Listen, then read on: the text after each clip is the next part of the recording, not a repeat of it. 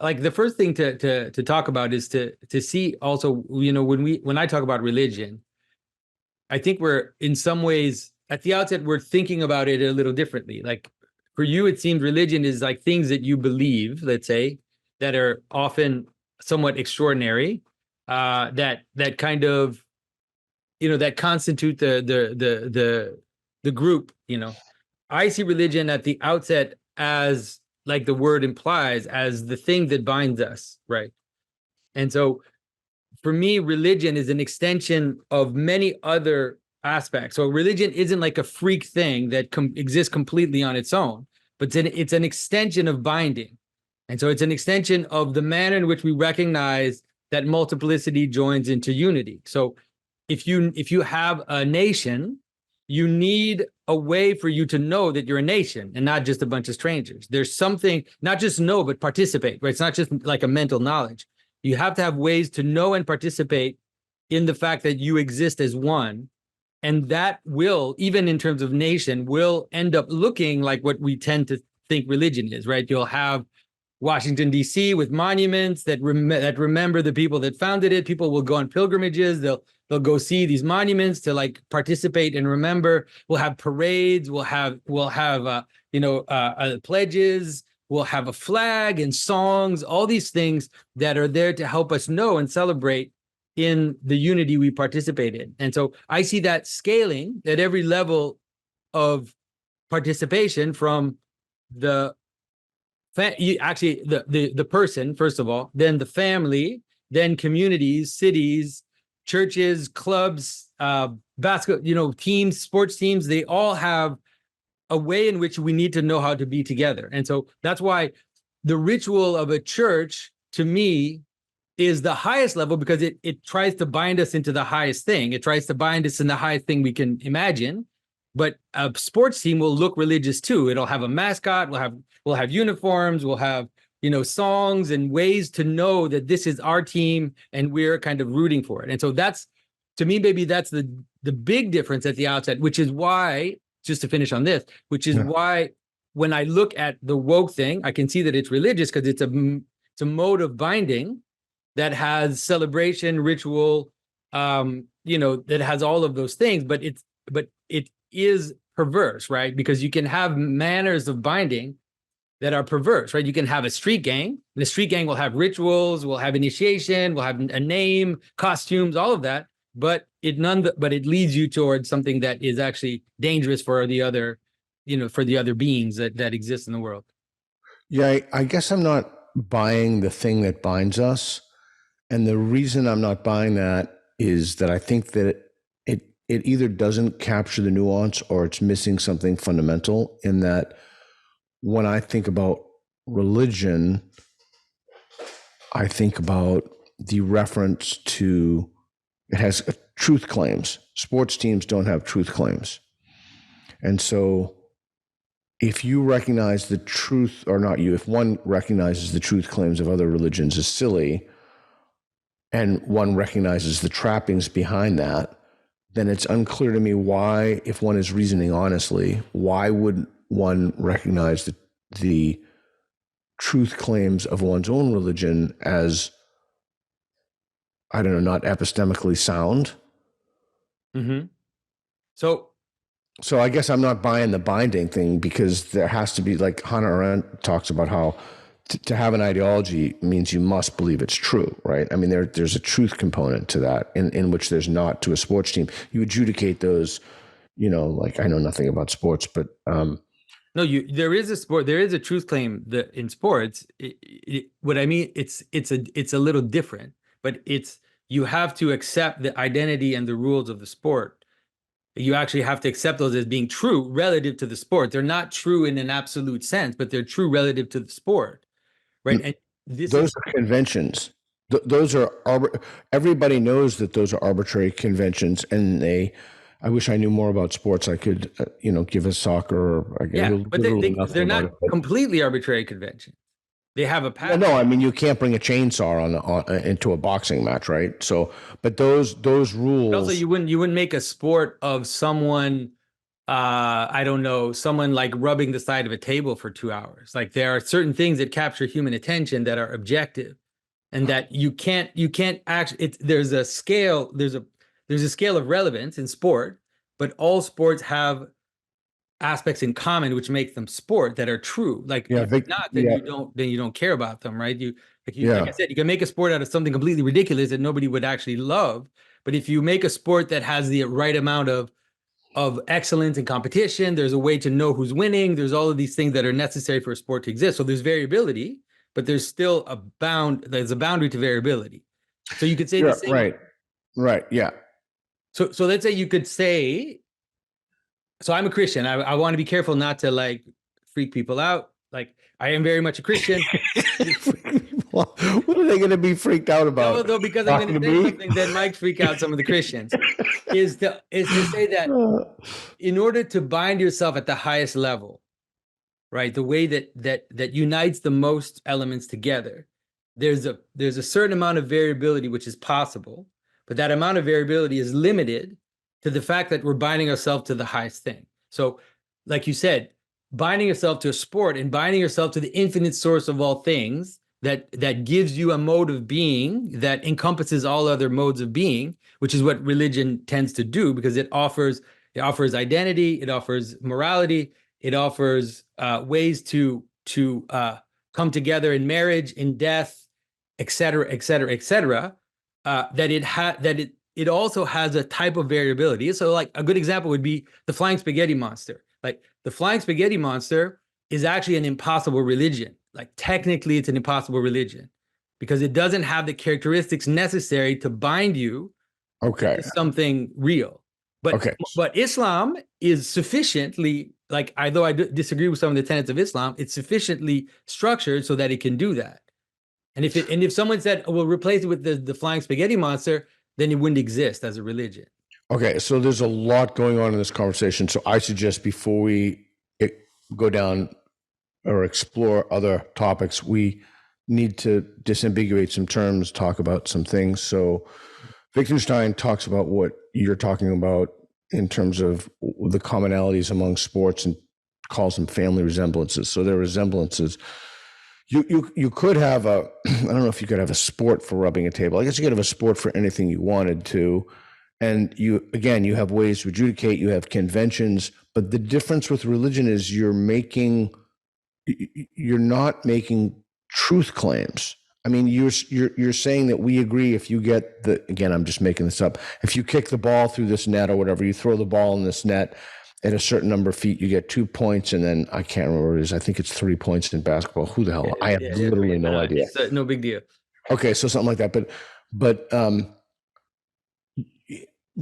we're talking about specific things. We're talking about linguistic propositions, so sentences in which communities agree that belief in those is fundamentally constitutive of what it means to belong in the community. For example, there being an historical Jesus. Now, I know some people who consider themselves Christians who don't accept the historicity of Jesus. I mean, I couldn't care less how people self-identify. I mean, I really, in that sense, so it's not a moral question or even a political question. It's in the broader sense. I think if you were to ask the overwhelming majority of Christians, they would say to you, yes, you have to accept that Jesus died for your sins and he was, crucified, etc., which basically Muslims don't believe. I don't know, many Christians don't believe that. They don't know that Muslims don't believe Jesus was crucified, but that's just parenthetical. So the difference is the things that bind us. Lots of things bind us. You can cook a meal and bind us, but that's very different from a truth claim. Right. So you're right that there is a truth claim aspect to religion, but I do think honestly that in the life of the world, that has always been a secondary thing to the participative reality of religion, which is what I mean is that even the truth claims, the reason why we find the truth claims important is because of what they offer downstream, right? So there's a downstream thing in the truth claim. So it's not just like I just have these arbitrary truth claims. I believe in certain things because they offer a world in which I exist. And that world has characteristics. And so the Christian story, for example, of the teaching of Jesus, the death and the resurrection, the cross, becomes a model for being. And so, and then it becomes the structure of our world. It structures our perception, it structures our morality, it structures our ethics, it structures what we care about. It does all of that downstream from the truth claim, right? And so I understand. So it's like, it's so you could have all kinds of arbitrary truth claims. You could say, well, I have a truth claim, which is that Jesus's sandals, were 1 inch thick. And it's like, well, what? Who cares? That doesn't mean anything. It has no reason. But if I say I have a truth claim, which is Jesus died and resurrected from the dead, it's because it offers a world that is different from if that wasn't the case. And that world happens in, like I said, in participation. So you go to church. The church is at the middle of the town. It's the highest building. Everybody can see the steeple of the church with the cross above it. And then they all gather there together to manifest their unity. They celebrate the things that brings them together: birth, death, marriages. All of these things happen in light of that, of what the truth claim offers.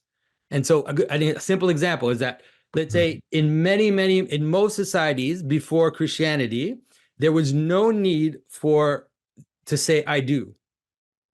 There was absolutely no need to. It's like, you're getting married. It was decided for you. You bring the people there, and the woman had absolutely no say in in the marriage. It's like a man takes a wife, and some guy they decide that that's her, and they come together and they get married. And there was no need to ask for the willing acceptance of that responsibility of the people.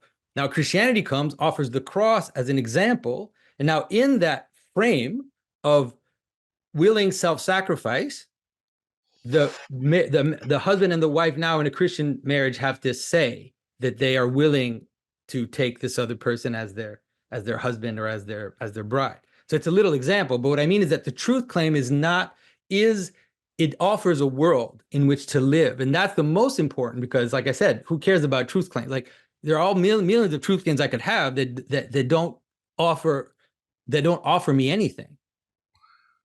So I wrote down what you said. So the truth claim is important because of what it offers. Yeah. So you're talking about the consequences of the truth claim. The reason why that truth claim is important, not whether it's true or not, that's another question. But the reason why a certain truth claim is important is because of what it offers.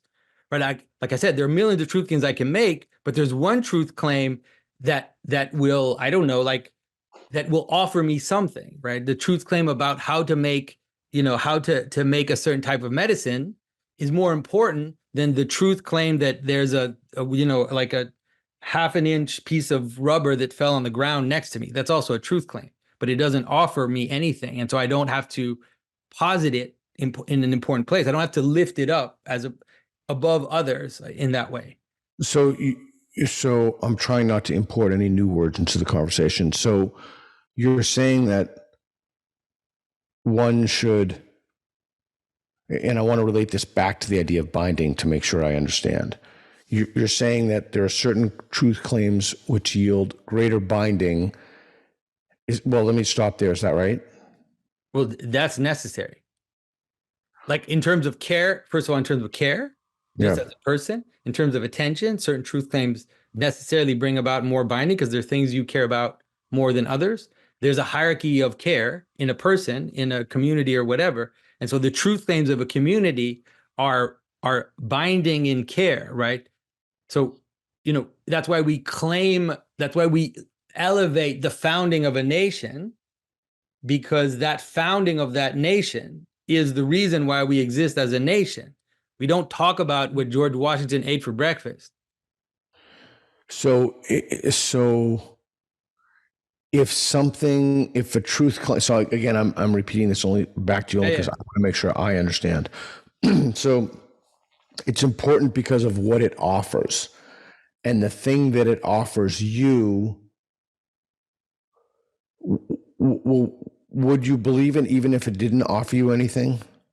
Should you believe it if it offers you nothing? Well, I wouldn't care about it. It's not that it wouldn't Well, I'm believe thinking it, about, that I wouldn't care about. If you told me, hey, Jonathan, there's a piece of rubber on the ground in Syria on Hmm, the corner of these two streets, I would say, oh, I'm gonna forget that now. Right. I'm gonna forget that now because I'm just right. Well, I guess I'm thinking about a lot of things that are populating my head in the conversation. I'm thinking about this idea of Islam, of submission, and submitting because it's true, independent of its benefit for you, independent of paradise afterward. There's just submission because that's the will of God. And so I'm not contesting or repudiating any concept of benefit as like. but it's an interesting. First of all, it's like it's actually an interesting question because in Islam we don't say God is love. In Christianity we say God is love, and how can I say this? Like that might even afford me the possibility of understanding the hierarchy of goods that present themselves to me in a different way that a Muslim will be able to understand, and that will offer a world to me, and that world has a shape, and we can compare worlds, right? We can compare the world of someone who believes, for example, in Zeus, let's say, and what that world looks like, and the world of someone who believes in the monotheistic God, or the God of the Bible, let's say, or et cetera, right? Yeah. You can also have a world where someone, for example, believes only in reason, and you can see what that world affords because we have an example of it. Like we have the Enlightenment, and we have what that gave, and we can see what that does, and that's part of this. So it's like there are truth claims that are different than other truth claims in that sense, especially about the highest aspect, because it's an anchor.